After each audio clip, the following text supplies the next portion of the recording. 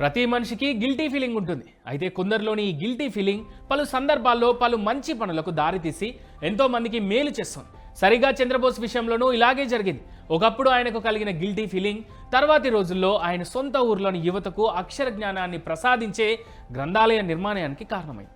ఇక అసలు విషయం ఏంటంటే, చంద్రబోస్ విద్యార్థి దశలో సినీ ప్రయాణ ప్రారంభంలో ఒక లైబ్రరీ నుంచి ఒక నిఘంటును కొట్టేశారట. అప్పట్లో ఆ పుస్తకం విలువ కేవలం 40 రూపాయలు మాత్రమే. అయితే ఆ పుస్తకం ఆయనకు భాషపై పట్టు వచ్చేలా చేసింది. అదే ఆయనను తర్వాతి రోజుల్లో ఆస్కార్ విజేతగాను నిలవడానికి దోహదపడింది. అయితే జీవితంలో ఎంత ఎదిగినా ఆనాడు తాను లైబ్రరీ నుంచి పుస్తకం కొట్టేసిన ఘటన మాత్రం ఆయన మనసులో మెదులుతూనే వచ్చింది. అది క్రమంగా గిల్ట్ ఫీలింగ్గా మారి చంద్రబోస్ను ఇబ్బంది పెట్టింది. దీంతో తాను చేసిన పొరపాటును సరిదిద్దుకునే క్రమంలో తన గ్రామానికి ఏమైనా చేయాలని ఆయన నిర్ణయించుకున్నారు.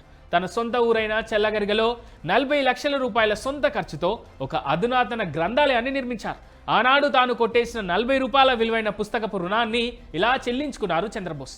దీనివల్ల ఎందరో విద్యార్థులు, యువతకు అక్షర జ్ఞానం అందుతోంది. ఇదే విషయాన్ని ఆయన రీసెంట్ ఇంటర్వ్యూలో అందరితో పంచుకున్నారు.